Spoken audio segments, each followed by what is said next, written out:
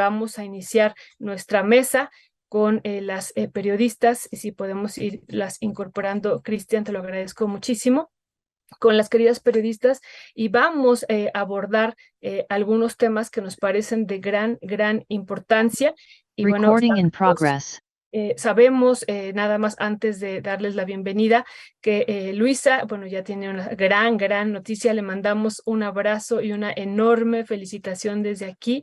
Le mandamos abrazos y besos a Luisa, a Elena, a Diego, a toda la familia. Muchísimas felicidades por esta nueva bebita que ya está llegando aquí con todos nosotros y nosotras. Así es que muchas felicidades, querida Luisa, te mandamos besos enormes. Y bueno, pues ya está aquí Jessie, y ya está Dani con nosotras y nosotros. Muy buenos días, querida, ¿cómo están? Hola, ¿qué tal? Pues aquí con la noticia muy buena, justo de que ya nació la hija de Luisa, a la que le mandamos muchos besos, y en medio de tantos escándalos y en medio de tantas crisis y problemas que vemos a veces en las noticias del mundo, pues siempre estas noticias pues nos alegran, ¿no? Nos ponen de buenas. Así es, estas son muy buenas noticias realmente de lo que estamos viviendo, y pues así es que por eso le mandamos un fuertísimo abrazo. Estamos muy contentas de que ya haya nacido Elena, y así es que bienvenida, Elena. Felicidades a toda la familia. Jessie, muy buenos días. Ay, muy buenos días y totalmente de acuerdo con ustedes en este mundo a veces que parece tan oscuro y en este México que de repente nos da unas noticias tremendas. Saber que nuestra querida Luisa está en esas a mí me da muchísimo gusto, así que te mandamos un abrazo, querida Luisa, y lleno de amor y de luz desde acá. Así es. Muchos besos y abrazos, insistimos. Bueno, queridas, pues vamos a iniciar. Tenemos varios temas. Vamos a iniciar con este primer tema.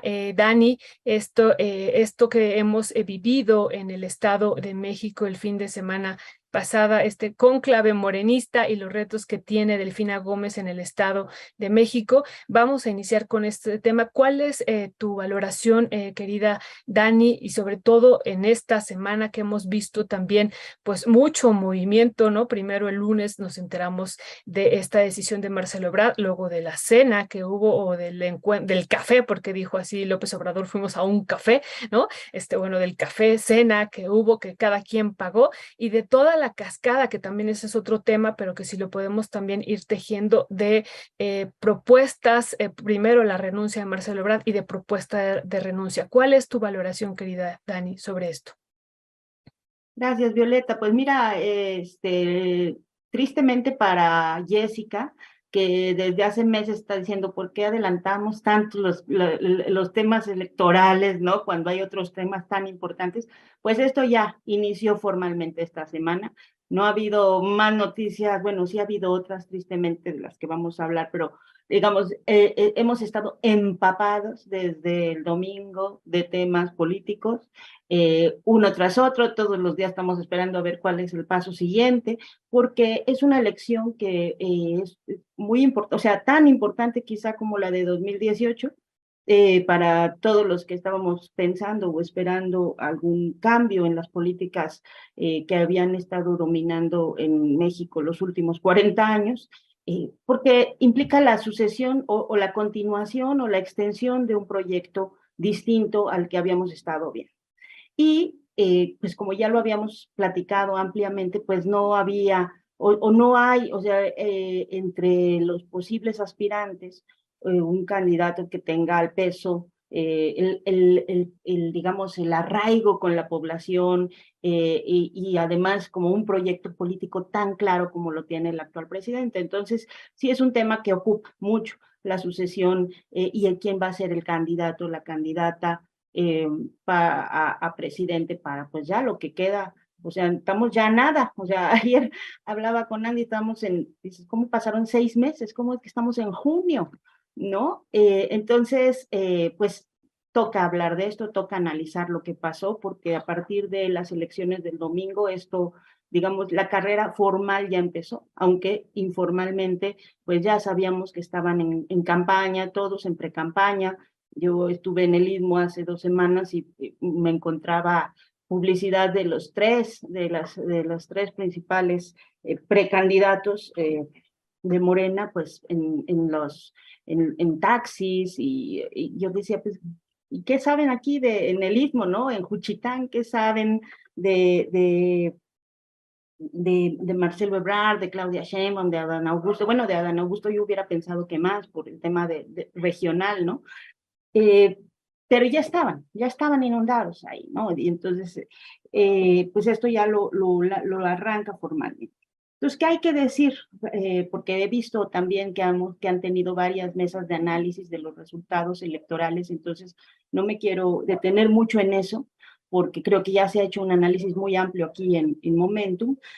Solo recordar lo que platicábamos la semana pasada en la mesa, de este subregistro del voto, que yo le digo voto que les da pena a algún sector de decir voy a votar por la derecha, porque si bien, por ejemplo, en el caso del Estado de México, si comparamos el total de votos de Delfina Gómez con el que tuvo en su momento Alfredo del Mazo, pues no hay una diferencia, o sea, es incluso más, tiene más votos. Y como también se ha dicho, en las elecciones que no son presidenciales, la participación es menor, siempre es menor, aunque en las gubernaturas sube cuando hay gubernaturas. Vuelve a ser esta misma cosa de lo que platicábamos la semana pasada en las encuestas. En el caso del Estado de México se consideraba todavía, para el fin de semana se pensaba que iba a haber un porcentaje mucho mayor de diferencia, y después, además de la publicación de la nota esta, digamos, de la mini estafa maestra en el Estado de México, o como del mismo esquema en el que había participado la candidata del PRI, pues se pensaba, ¿no?, de que el porcentaje iba a ser mucho mayor de lo que fue. Y se redujo 10 puntos a lo que se pensaba. Incluso con encuestas de medios que pueden estar en contra de este proyecto, ¿no? Y en el caso de Coahuila, si bien sabíamos que iba a ganar, bueno, nadie esperaba que iba a ganar el PRI con 30% de diferencia y que iba a ganar todas las diputaciones, ¿no? Entonces vuelve a ser el mismo efecto de a qué horas nos sorprendemos de que ese subregistro, ese voto de la gente que no dice que va a votar en un sentido, porque yo digo le da un poco pena. Entonces creo que eso es importante, no dejar de verlo, porque, insisto, como lo decía la semana pasada, no es una cosa que solo haya pasado en México, lo hemos estado viendo casi desde Trump, en muchos procesos electorales, ¿no? Ese voto que no es que las encuestas fallen, es que la gente no dice, a veces no es, para ciertos grupos no es políticamente correcto decir que va a votar por, no sé, Mid, ¿no? O por cualquier otro candidato que no sea el de tu entorno cercano. Entonces creo que eso es, yo con eso me quedo, y creo que ante los escenarios que había, yo también creo que el presidente López Obrador es muy bueno para hacer diagnósticos. No siempre estoy de acuerdo con sus soluciones, pero siempre coincido mucho con los diagnósticos que hace, y creo que este tipo de cosas las vio, y creo que hizo una cosa esta semana, una operación muy buena para cuidar el proceso electoral y para cuidar la sucesión. Algo que no habíamos visto que hiciera en anteriores ocasiones, ni cuando dejó el PRD, ni cuando dejó el gobierno de la ciudad. Ahorita está cuidando la sucesión y está cuidando su proyecto. Y lo vimos en la semana con esta reunión, digo, para quienes no han seguido todo lo que pasó, que no están pendientes como los periodistas que estamos ahí todo el tiempo pendientes de qué está pasando.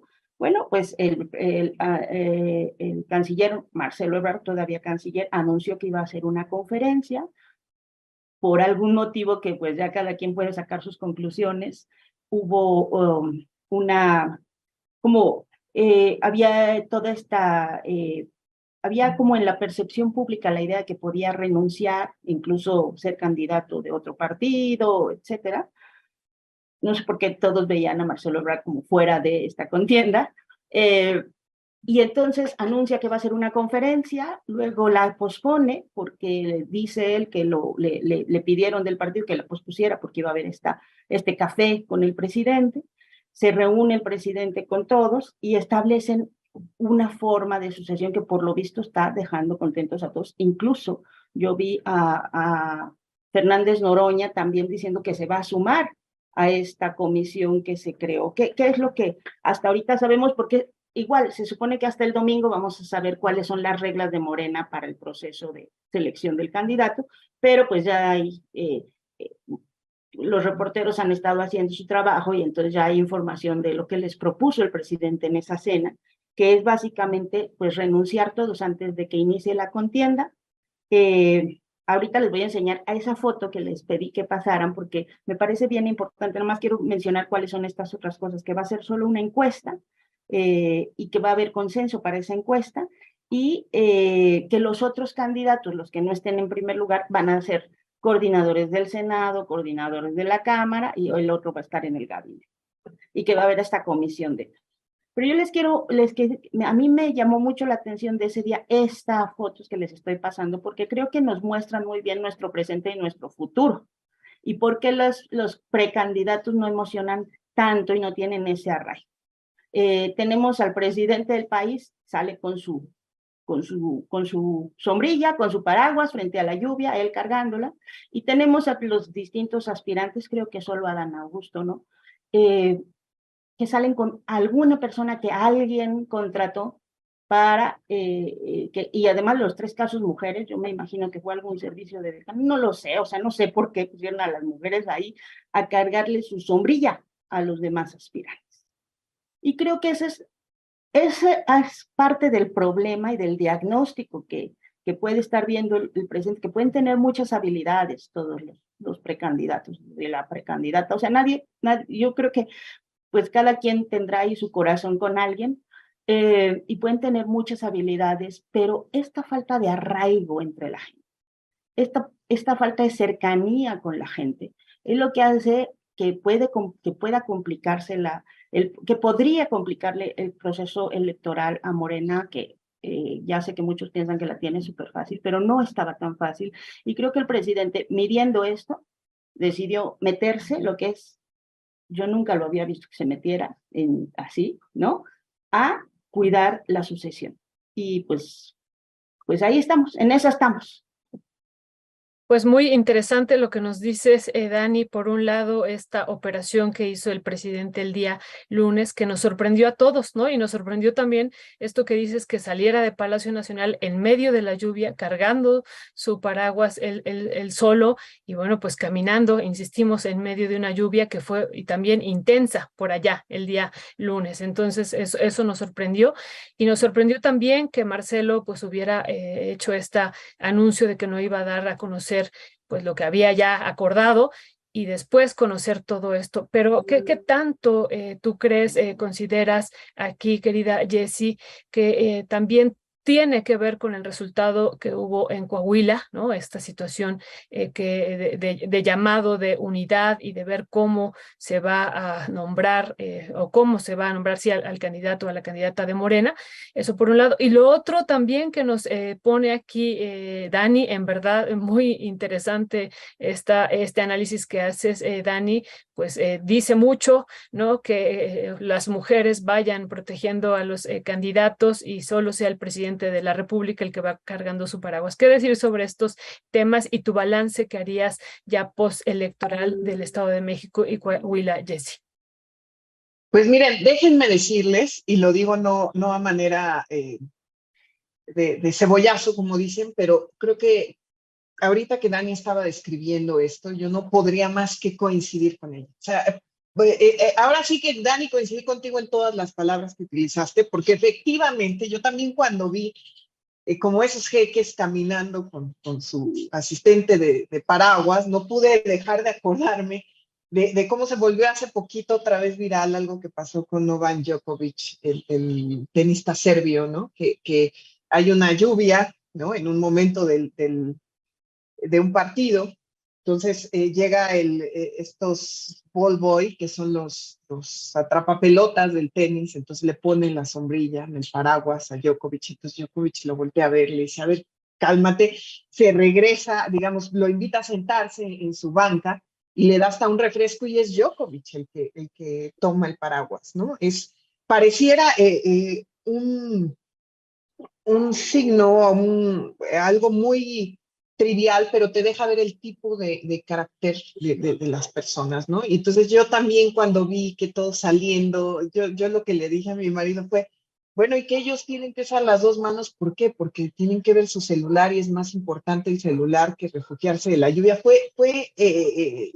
No puedo más que coincidir con Dani al respecto y que deja ver efectivamente, como ella lo dice, nuestro futuro, porque sí es otro tipo de político, ¿no? Ya digamos que el arrastre popular que tiene el presidente López Obrador de hacerlo todo él, de hacerlo de otra manera, pues no, se ve poco. La verdad es que en las corcholatas, eso hay que decirlo. Y pues miren, yo estuve cubriendo en el Estado de México, yo siempre me emociono, siempre que me ha tocado cubrir ya algunos procesos, y siempre cuando llego muy temprano a la casilla que elegimos para ver cómo se abren las casillas y cómo la gente está organizada, cómo llegan los funcionarios de casilla, cómo acomodan las mamparas, que también ellos a veces no saben muy bien qué onda, pero van aprendiendo en el proceso los funcionarios de casilla, los ciudadanos. A mí me emociona muchísimo ver eso. Y luego cuando terminó, digamos, la jornada, que la verdad es que se llevó a cabo sin incidentes mayores, afortunadamente, yo siempre lo celebro, porque estas imágenes que luego tenemos de gente que toma por la fuerza una urna completa y se la lleva, o de otro tipo de cosas que hemos visto en otras elecciones. Yo siempre ruego que eso no ocurra, afortunadamente no ocurrió en el Estado de México, pero al ver la poca participación, que en realidad fue de 53% cuando la gente en el 2017 hizo que se convirtiera Alfredo del Mazo en gobernador, ahora fue un poquito más de 50%. Yo esperaba, como siempre espero al principio, una mayor participación, y que además yo no coincido cuando la oposición decía de repente, es que si nosotros hay más votos, nosotros ganamos. En realidad no hay un análisis que sustente eso, ¿no? De ninguna manera, ¿no? Yo es por el interés de que la gente cada vez se adueñe más de los procesos electorales en México. Eh, y sí, coincido, es que ahora sí que coincido todo con Dani el día de hoy, ¿verdad? De que hay que tener mucho análisis sobre lo que pasó en el Estado de México, por qué la gente no salió a votar, qué es lo que no está viendo. La gente siempre, obviamente, en elección de gobernador, cuando no hay otros procesos federales, la gente sale menos, pero es algo que hay que decir, ¿no? Y hay que resaltar. Y también yo quiero decir, miren, ayer que fui a la conferencia matutina por el otro tema que vamos a hablar, yo cuando salí, una señora se me acercó y me dijo, casi llorando, que a su hija, los policías de Cuautitlán Izcalli, que ellos estaban con Morena, la señora estaba trabajando con Morena, y que los policías de Cuautitlán Izcalli no la dejaban trabajar y que incluso se la llevaron detenida, ¿no? Por ser de Morena. O sea, eso es totalmente reprobable, que además hay unos casos así, por lo menos en Tultitlán, me parece, no recuerdo si fue Tultitlán, pero el día de la elección también se dio a conocer un video donde los policías no dejaban llegar a la gente a la casilla, por ejemplo, que hay que mencionar esos casos porque si la gente cree que eso no está pasando, va a volver a pasar, ¿no? Y hay que cuidar por eso las elecciones. O digo, nada más mencionar los dos casos de un exalcalde, Ricardo Núñez de Cuautitlán Izcalli, que lo aparece con propaganda de Morena y de Delfina Gómez y lo detienen, y luego el alcalde de Chucándiro, me parece que era de Michoacán, que se aparece en Cotitlán, en el norte del Estado de México, para hacer supuestamente compra de voto porque traía dinero y traía hasta unos cuchillos. Es algo que tenemos que seguir tomando en cuenta, ¿no? Porque aunque sea en general una elección eh, pacífica, que en realidad no tuvo incidentes, siempre es bueno recordar que ese tipo de prácticas siguen existiendo, y desde mi punto de vista, desde los dos partidos, en realidad, bueno, ya no dos, la alianza, que no sé cuántos son, Morena, en fin, que hay que cuidar las elecciones, ¿no? Y yo lo que celebro, por supuesto, es efectivo, bueno, Dani tiene razón cuando que yo decía todo el tiempo que pues cómo estamos adelantando la sucesión presidencial tan pronto, pero lo cierto es que ya no es un proceso que no se puede, no es reversible, ¿no? Que ya también la Alianza por México, después de su fracaso, porque hay que decirlo que fue un fracaso en el Estado de México, aunque hayan ganado en Coahuila, ¿no? Y que por eso se tuvieron que ir todos los dirigentes hasta allá, hasta Saltillo, para festejar, lo único que podían festejar.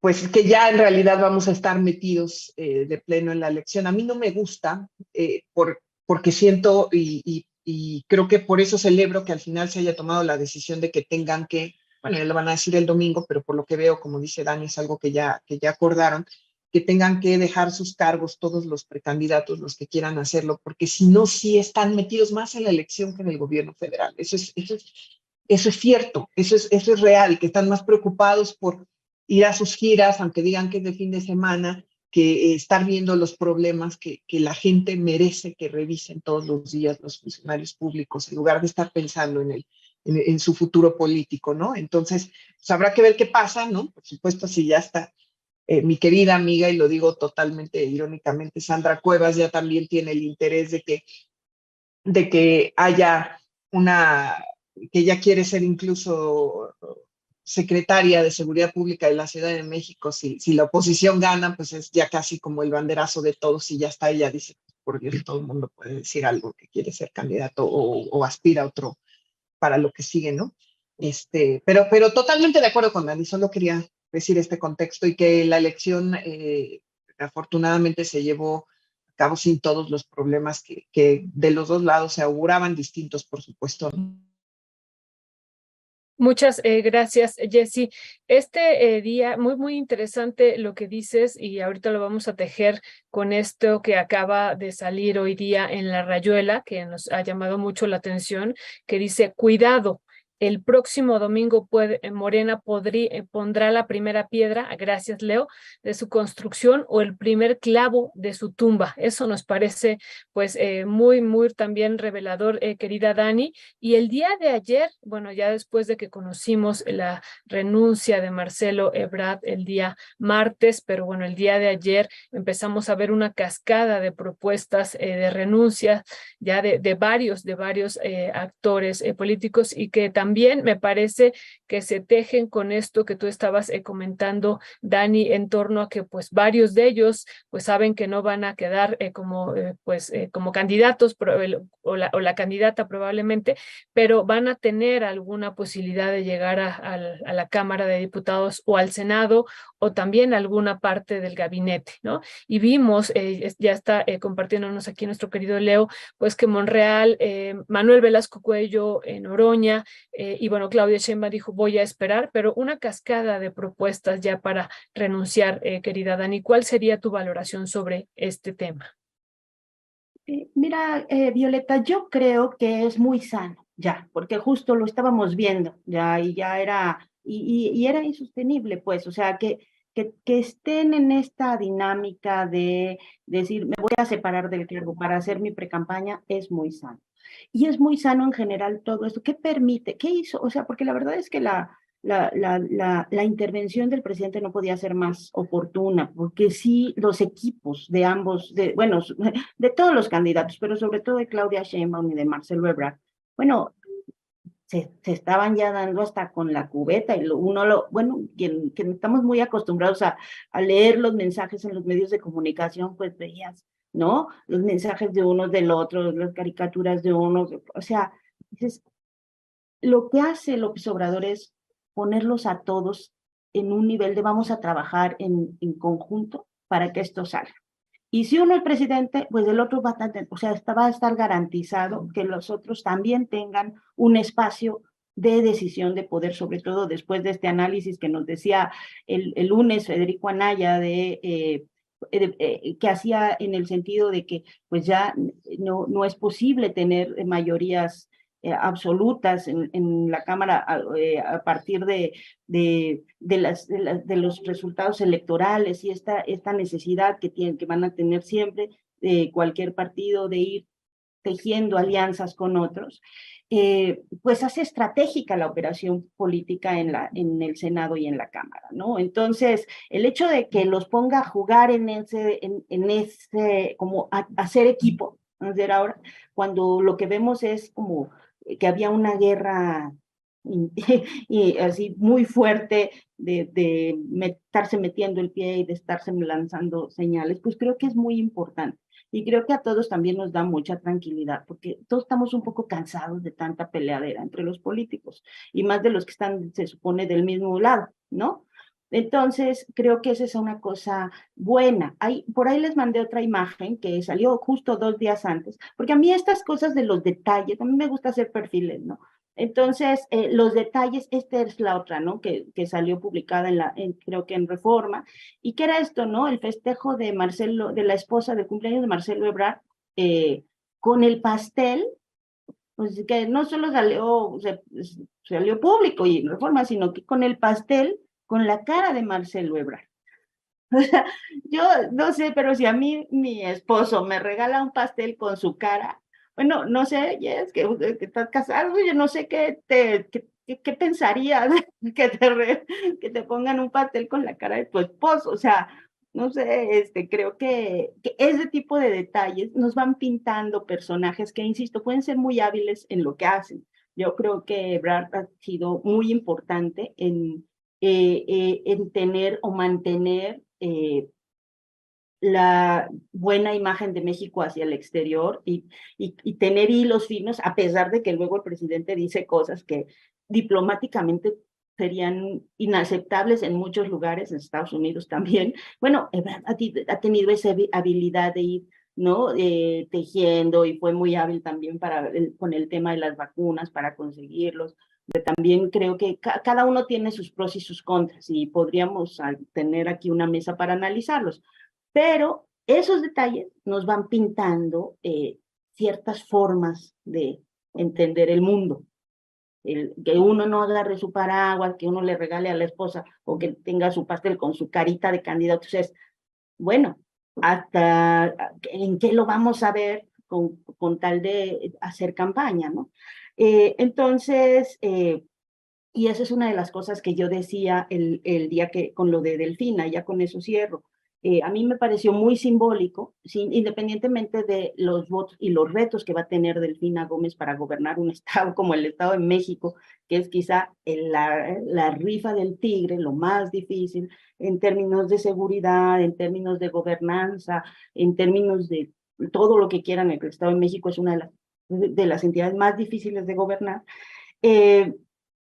Simbólicamente, el hecho que fuera una mujer maestra, y yo decía, y no casada, y me decían, pero es que el Estado civil, ¿qué tiene que ver? Bueno, pues porque es una figura que no está usando ni a la familia, ni a las esposas, ni a la familia feliz como herramienta de campaña, ¿no? O sea, porque eso es muy común en la política, y en la política del Estado de México, ¿no? Entonces, que un personaje como Delfina venza al grupo político más viejo, patriarcal de este país, como era el grupo Atlacomulco, pues para mí me parecía ya simbólicamente una cosa muy importante. Porque creo que todos estos detalles nos van mostrando, ¿no? Formas de gobernar, formas de entender el mundo, y de entender para qué es la política y para qué es el servicio público.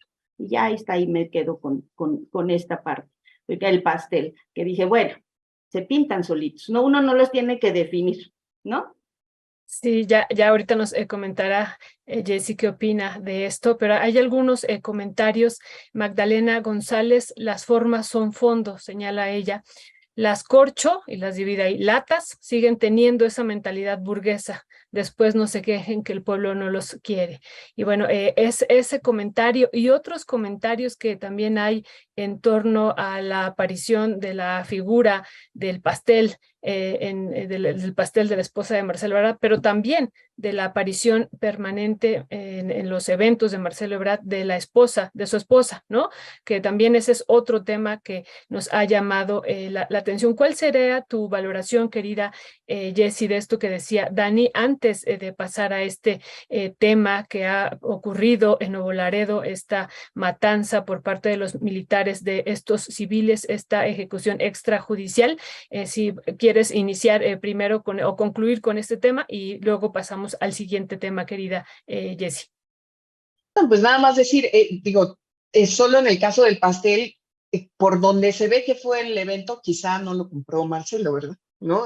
Digamos, hubiera sido un detalle tremendo para la esposa, estoy totalmente de acuerdo, pero también últimamente vi yo esta declaración de Marcelo de que él siempre come en su casa, ¿no? Cena en su casa, que se va, digamos, es un asset, ¿no? Político, es como la gaviota que en su momento para Peña Nieto le atrajo cierto grupo de personas a él, ¿no? Y digamos, ya Dani dijo al respecto, yo lo que quizá quiero recalcar es esta declaración, porque ustedes saben que en esto de la numerología, ya que estamos de plano en la campaña presidencial, como se hablaba de que quizá Marcelo podría ser el candidato de la oposición si se separaba, ya saben, en esta teoría de quiénes van a ser ahora los candidatos, porque la oposición no está perdida, esta declaración que hace el lunes precisamente los líderes de la alianza opositora, ¿no? Que Marco Cortés dice que no van a aceptar tampoco a las corcholatas, ¿no? Parece que se está delineando también cuando dice que van a presentar el próximo 26 de junio también cómo va a ser el método de elección de su candidato, que la van a tener mucho más complicada, porque yo ya perdí la cuenta de cuántos quieren ser candidatos a la presidencia de la oposición, ya no sé si van en 50 o en 100, ¿no? Cada vez me asombro de que aparecen otros más. Que dice Marco Cortés que no va a ser una de sus corcholatas un poco para poner esta línea, a ver qué pasa, ¿no? Pero pues sí, pues ya estaremos hablando de la pre-campaña. Bueno, ya no vamos a entrar en tantos pre, ¿no? Ya nada más es como pre-campaña presidencial de todos, ¿no? De los que quieren gobernar este país, ya lo iremos comentando, ¿no? Nada más quiero decir. Gracias, querida Jessie. Pues sí, también esto hay algunos comentarios que hace la audiencia en particular sobre el pastel. No nos vamos a detener mucho ahí, pero dice Areli, el pastel fue idea de Rosalinda y ella está muy activa en la candidatura. Todo está planeado con fines comerciales. Pareciera esto menor, pero también ya lo hemos vivido en otros sexenios, el papel que juegan y que están teniendo políticamente en las candidaturas y luego pues ya en las presidencias las esposas de los candidatos y bueno, también eso es parte del análisis político que hay que hacer. Así es que gracias Jessie y Dani por también ponerlo aquí. Pues Dani, pasemos a este otro tema que pues ha sido fuerte. Yo me acordé mucho de Jessie cuando yo en el primer lugar donde lo vi fue en Univisión y después vimos que ya estaba en otros medios, también en otros portales. Ya ayer vimos que Ernesto y Juan Alberto Cedillo lo estuvieron analizando desde el portal de Proceso y bueno, que podamos entrar cuál es su mirada de esto y cómo también está planteando y el planteamiento que hace el presidente el día de ayer en la mañanera de esta matanza de militares a civiles, ¿no? En Nuevo Laredo, Tamaulipas y bueno, pues esta ejecución extrajudicial y los comentarios y también podemos entrar, queridas, sobre los comentarios las respuestas que ha dado la ciudadanía que pareciera que de manera importante dicen, y bueno, aquí también para analizarlo, qué bueno que ocurrió esto porque son delincuentes. ¿Qué decir sobre esto, sobre estos dos elementos, querida Dani? Ay, mira, pues una de las cosas buenas de que o sea, de que empiecen ya formalmente las campañas políticas es que podemos reírnos de las noticias, ¿no? Y podemos un poco burlarnos de los políticos, porque hacen estas cosas, porque se presta hasta memes, ¿no? Hay un chorro de cosas, pero entramos ya a la parte en la que no nos podemos reír, que es esta situación tan grave y tan delicada que ha pasado, pues que tenemos ya en Tamaulipas desde hace 2 décadas. Y eso es importante decirlo. ¿Por qué Tamaulipas y por qué la reacción de la gente? Yo lo he platicado con muchos o con varios amigos que hemos cubierto mucho tiempo temas de violencia y de derechos humanos. Con el propio Ferry, que ayer me decían que ni con Tlatlaya había visto tantos comentarios como estos, que dices que de gente que dice qué bueno, ¿no? Qué bueno que hizo el ejército y que uno piensa que hemos estado haciendo mal, que no se transmite la idea de que una ejecución extrajudicial en cualquier contexto es lamentable.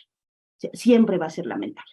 Siempre va a ser una cosa condenable, del gobierno que sea, en el contexto que sea, una ejecución extrajudicial. Bueno, de hecho, ni siquiera tendría que ser extrajudicial, porque en México no están permitidas las ejecuciones. O sea, la gente tendría que tener derecho a un juicio. Quien sea que haya hecho las cosas que haya hecho, tendría que tener un derecho a juicio y no una ejecución así de que te ponen ahí junto a la pared, en el paredón y te disparan, ¿no? Entonces, ¿por qué no logramos transmitir, quienes hemos estado trabajando mucho esto, o sea, por qué no se logra permear en la población? Y yo realmente me lo pregunto y pienso de qué forma se puede contar para generar pues, algún otro tipo de reacción que no sea esta.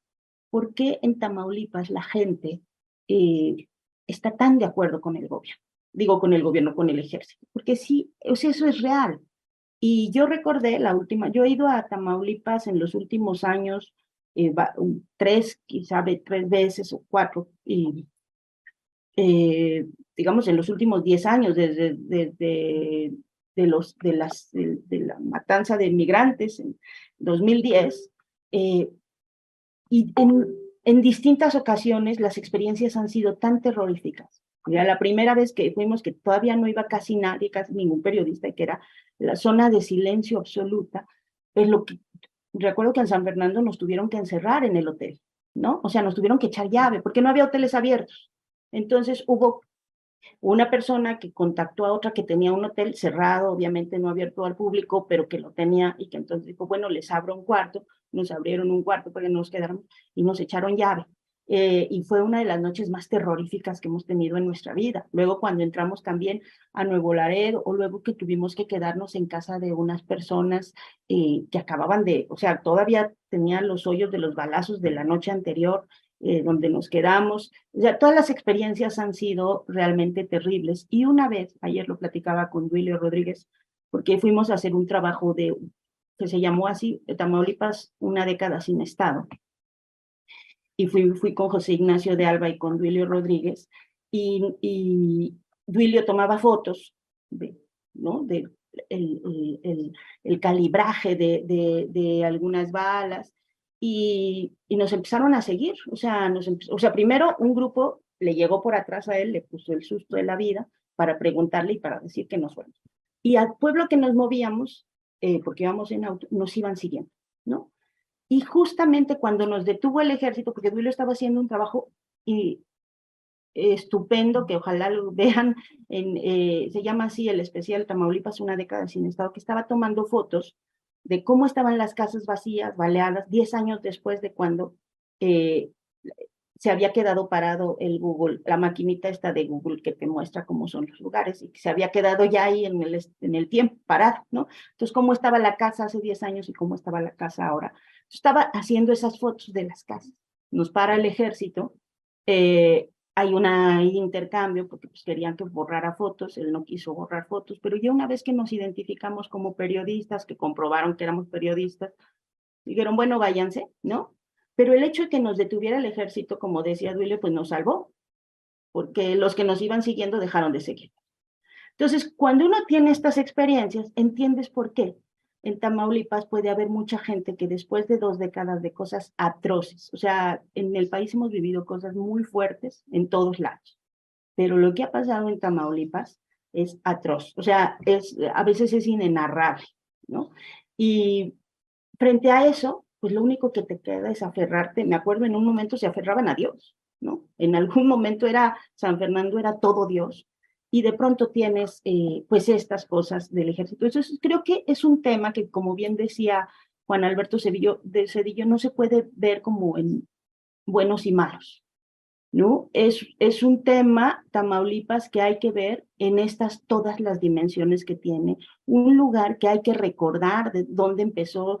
Todos los estados del norte han tenido sus cárteles históricos, pero en Tamaulipas se crearon los Zetas, y los Zetas eran desertores del ejército ultra preparados en la Escuela de las Américas de Estados Unidos, con estas lógicas de guerra, de guerra que hubo mucho en América Latina, que tienen una lógica muy distinta a otros cárteles, porque los otros cárteles tienen su lógica comercial, ¿no? O sea, no me caliente en la plaza, porque necesito hacer el negocio.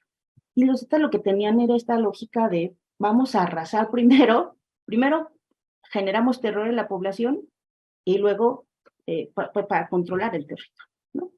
Y hicieron cosas que de verdad no, a veces de volver a releerlas y eso sí es terrible. Entonces, ahí surgieron, incluso esto hay que analizarlo porque fue en el gobierno de Vicente Fox, ¿no? Entonces, Fox nunca hablamos de la participación o del tema del gobierno de Vicente Fox en la generación de esta violencia y de esto que pasó en el país a partir de esta como deserción y de esta creación de este grupo que llegó a tener la mitad del país controlado y que luego vino el señor Genaro García Luna, que ya era jefe de la AFI con Fox, a convencer a Calderón de hacer su guerra para eliminar a los Zetas y bueno, pues se creció el cártel Jalisco Nueva Generación y mientras esa creció, pues ya esa es una historia que podemos analizar más ampliamente en algún otro espacio, pero pues se fragmentaron muchos grupos y se creó pues esto, como bien han dicho de pronto el presidente, ¿no? A alborotar el avispero y a tenernos en la situación en la que estamos. Pero el origen es ¿no? De esta violencia tan brutal que hemos visto en Tamaulipas. Entonces, cuando la gente tiene 20 años así, 20 años sin que nadie te dé respuestas a ataques, que no cambie nada la situación, que digas en estos estados, en estas situaciones de zozobra permanente por estas guerras entre cárteles, hasta cierto punto creo que es entendible la reacción. No justificable, ¿no? O sea, nunca yo sí creo que debemos insistir y buscar la forma de explicar lo que ha ocurrido porque nunca puede ser aceptable que haya una ejecución extrajudicial, pero creo que eso es parte de lo que explica. O sea, ese cansancio histórico es lo que explica que en Tamaulipas particularmente sí el ejército tiene un apoyo y la percepción general yo creo que es ya, o sea, acábenlos como sea, que es el riesgo que se tiene, ¿no? Así es, Dani. Pues Jessy, esto también que ya nos estaba comentando ahorita Dani, que Juan Alberto Cedillo nos lo comentó también aquí en la mañana, que tan pronto él posteó, empezó a recibir respuestas de que qué bueno que había ocurrido esta matanza en contra de estos criminales, ¿no?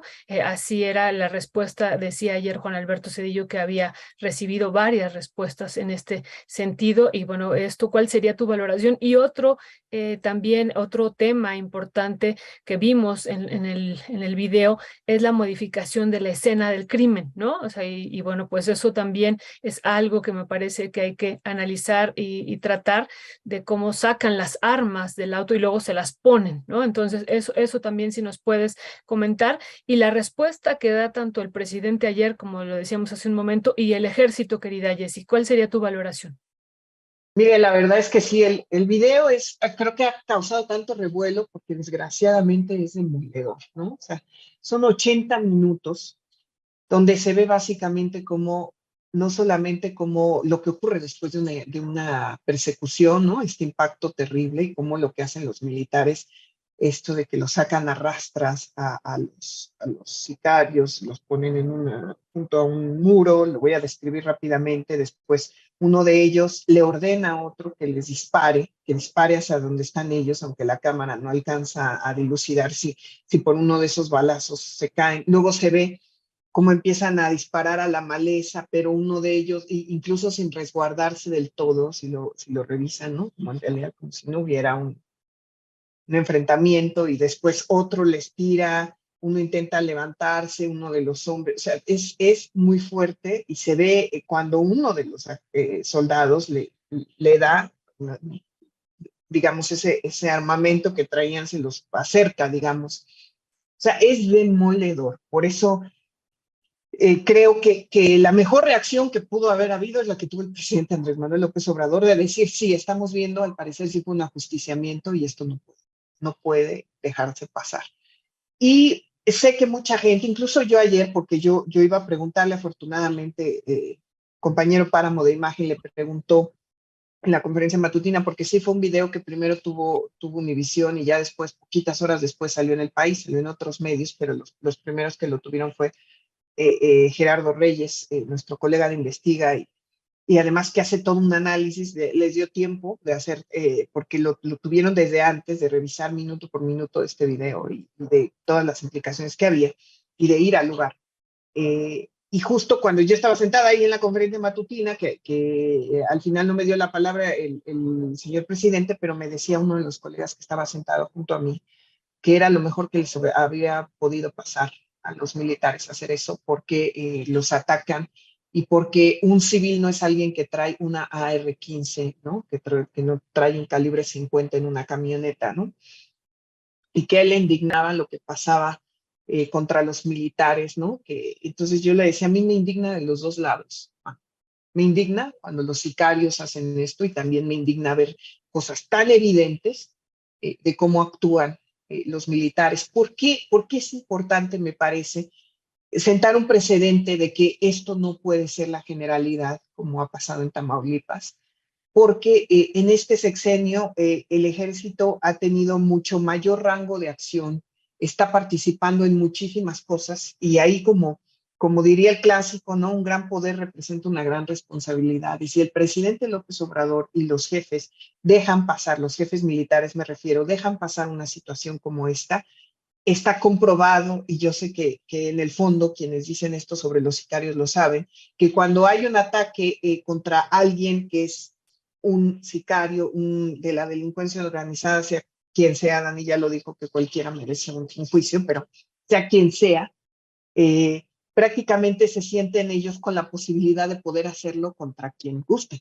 ¿no? Y al final, eso es lo que ha pasado en Tamaulipas. En este año ha habido 3 ataques, incluyendo esto. Nosotros vimos el 18 de mayo, pero también el 17 de abril le disparan a una camioneta donde iba una familia y es donde fallece una jovencita de 15 años que estaba embarazada, otro señor de 54 años, y los dejan ahí en la carretera con 80 y tantos tiros, ¿no? Y es porque al final sí se hace como un patrón. Y yo sé, y lo sé por experiencia, que en Tamaulipas lo he dicho varias veces, como el hoyo negro de este país, que esa descripción que hace Dani de San Fernando, todavía al día de hoy San Fernando es un pueblo fantasma, ¿no? Todavía yo apenas que fui hace poco más de 2 meses que tuve que pasar de Nuevo Laredo a Piedras Negras, ahí vemos todo, cómo empezó todo, ¿no? Con una persecución.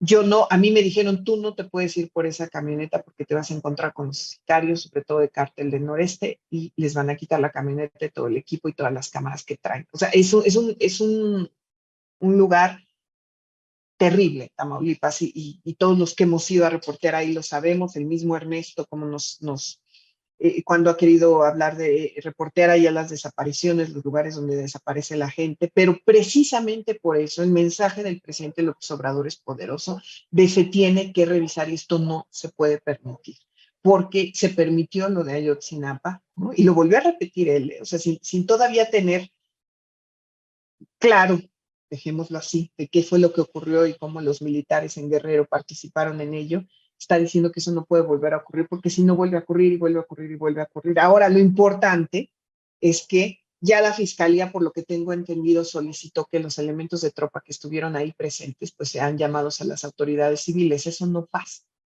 Generalmente, la Secretaría de la Defensa Nacional lo que hace es como resguardar, ¿no? Digamos, a sus elementos, y eso lo sabemos, y no se presentan, por más que la Fiscalía General de la República solicite a esos militares, ya lo vimos con Ayotzinapa y en otros casos que eso en realidad no ocurre, pero yo creo que tendría que empezarse a hacer una revisión, un castigo, sí, a todos los soldados que pueden hacer ese tipo de cosas, porque lo pueden hacer con cualquiera, ¿no? Y eso es lo tremendo. Y yo sé, hay gente que me decía, no, pero es que así, obviamente, la gente se da cuenta que sí pueden contra los criminales, ¿no? Y yo decía, bueno, en Tamaulipas la mayoría de los jóvenes prefieren ser sicarios que ser parte del ejército mexicano. Y eso pregúntenselos, eso cualquiera te lo dice en la calle. Entonces ahí hay que ver cómo el modelo en realidad, ni siquiera esos ataques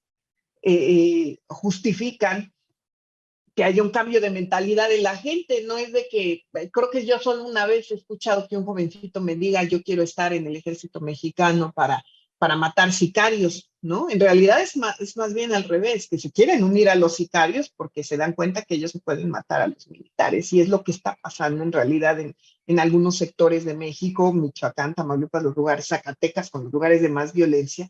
Entonces yo por eso creo, yo ayer que el presidente reconoció inmediatamente y dijo que se tenía que investigar, me parece que es lo que se tiene que hacer, ¿no? Y creo que también que, nada más para cerrar el tema, que es muy doloroso, Dani, yo inicié mi carrera periodística contando muertos siempre. O sea, yo desde que me gradué estoy contando muertos, ¿no? En el periodismo, sin ser forense, o sea, llevo contando muertos todo el tiempo. Y sean del lado que sea, o sea, no podemos justificarlos. Y por eso yo ayer en la nota que hice para Univisión retomé esta explicación que da el presidente López Obrador de que es justificar la violencia con violencia, ¿no? Este espiral que ya nos confirmamos en este país que no funciona, ¿no? Que la única manera es de hacer procesos judiciales justos, de detener a las personas correctas, de no detener a cualquiera. En fin, yo creo que es algo que se tiene que hacer, ¿no? Y es terrible, ¿no? O sea, más allá, y ya lo decía Dani, el contexto que hay en Tamaulipas, yo sé que la gente que no ha ido a Tamaulipas no tiene ni idea de cómo vive, sobre todo en Nuevo Laredo, porque ahora que fue a Matamoros no se sentía esa presión en los pulmones de que vas en una camioneta y cualquiera te puede disparar, que sí se siente en Nuevo Laredo. Terrible, terrible. Entonces, yo en eso me quedo. Ojalá que la investigación, nada más Univisión, yo ya lo leí, nosotros tenemos copia del parte judicial, policial homologado que hicieron los militares a nombre de un teniente de infantería, donde dice que fueron 17 soldados los que participaron.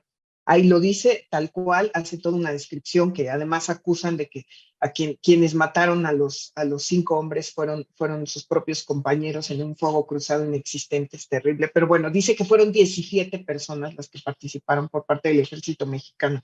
Ojalá veamos que se hace un proceso judicial, sobre todo hasta para proteger al ejército, para que no digan todos son iguales a estos elementos de tropa que participaron así en una ejecución, ¿no? Creo que hasta a ellos les conviene, ya lo ha dicho el ciudadano. O sea, en fin. Gracias, Jessy. Dani, ibas a comentar algo. Sí, no, mira, nada más de esto, porque sí creo que lo que está, o sea, que lo que ha dicho ahorita Jessica es muy importante. Quizá para los que lo vemos desde acá, cuesta mucho trabajo para quienes hemos cubierto temas de derechos humanos, sobre todo, para quienes estamos convencidos de que el camino no puede ser ni las ejecuciones sumarias, ni las desapariciones forzadas, o sea que eso nos lleva a regímenes ahí sí autoritarios y terribles. A veces es muy difícil enfrentarte a lugares o a espacios como estos o entender pues a las personas que están en estos contextos y que de pronto te dicen, bueno, y si no es el ejército, ¿quién? Y a mí me han dejado, la verdad, en muchos espacios y en muchos lugares, sin argumentos, la gente que te dice, bueno, es que yo estoy aquí sola, ¿no? Y tú te vas a tu casa y tú regresas y tú dices, ay, sí, tengan paciencia. Entonces, yo no puedo tener esa paciencia porque yo vivo esto todos los días. Y esto de pensar que también que las Fuerzas Armadas, el Ejército, la Marina, no son un monolito. Lo vimos, yo lo vi mucho, por ejemplo, en Guerrero, donde el batallón 27, bueno, pues estaba infiltrado y estaba involucrado, no sé si todavía, pero en el momento muy fuerte de Ayotzinapa con Guerreros Unidos y no es batallón, pero es ay, no me acuerdo cómo se llama, pero la 35, que es la que está en Chilpancingo, con los rojos, ¿no? Y de verdad no podían ir unos al territorio del otro, aunque fueran militares, porque no es un monolito, depende mucho también de quiénes son los jefes del ejército locales en cada región y en algunos lados, por ejemplo, Veracruz, pues los que cometieron o han cometido más violaciones a derechos humanos son, por ejemplo, las marinas en esta cosa que hicieron terrible en la administración de Felipe Calderón de juntar a la Marina y a la Fuerza Civil de Veracruz y a los grupos, a lo que le llamaban matacetas, que luego fue el Cártel Jalisco Nueva Generación, digamos, hacer como una alianza entre esas fuerzas para eliminar a los Zetas, ¿no? Porque mandaban a la gente, mandaban a los marinos a hacer cosas terribles. Entonces, no es un monolito, hay que verlos seccionados, hay que ver el contexto, como dice Jessica, ahorita es Nuevo Laredo, en otros momentos ha sido otras zonas de Tamaulipas, en algún momento fue todo Tamaulipas que se nos... cuando empezó la guerra, nosotros estábamos, o sea, sorprendidos. Yo la primera matanza a la que fui fue en Sinaloa, en 2007, ¿no? La de Sinaloa de Leiva, que fue igual un grupo del ejército con una familia, acabó con una familia, fue terrible. Pero de 2007 a la fecha no hemos parado de reportear esto. Y hemos aprendido, pues yo por lo menos creo que he aprendido, que a veces tenemos que movernos del lugar para hacer los análisis y para ubicar a los personajes, porque en un país como México, donde, como les decía la semana pasada, a veces no sabes ya en ciertos territorios dónde estás parado, porque quienes siempre prejuiciosamente dice esto es el bueno, este es el malo, a veces los roles no están tan claros.